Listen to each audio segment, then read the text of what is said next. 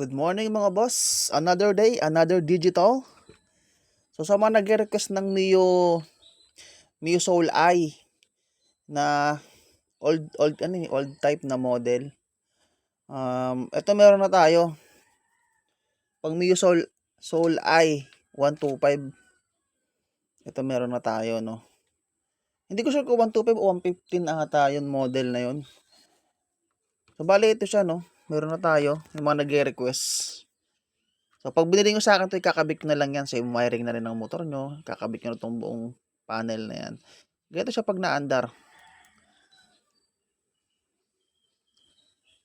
Yan.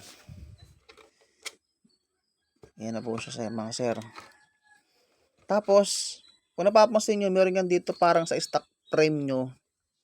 Meron dito. Kung ayaw nyo matakpan tong part na to, kapag binili nyo sa akin to, yung stock frame nito sa ibabaw, i-cut nyo na lang.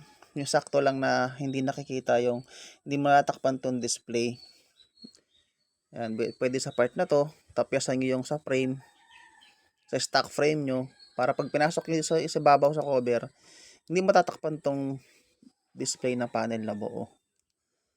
So yan, pag binili nyo sa akin to, ikakabit nyo na lang pati wiring, sa yung wiring na ng motor nyo yan, pag in-order nyo sa akin. Tapos yung kabitan, same pa rin. Yan. Tapos, cable type siya.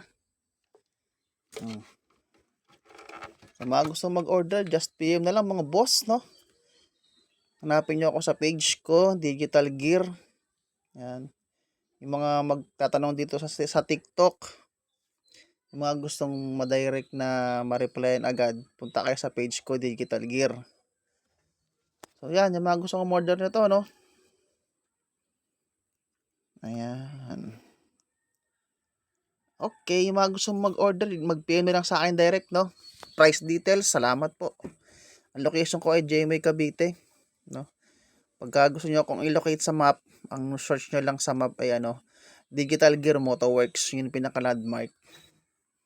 Para malocate nyo lang ako. So yun, salamat po mga boss. PM na lang.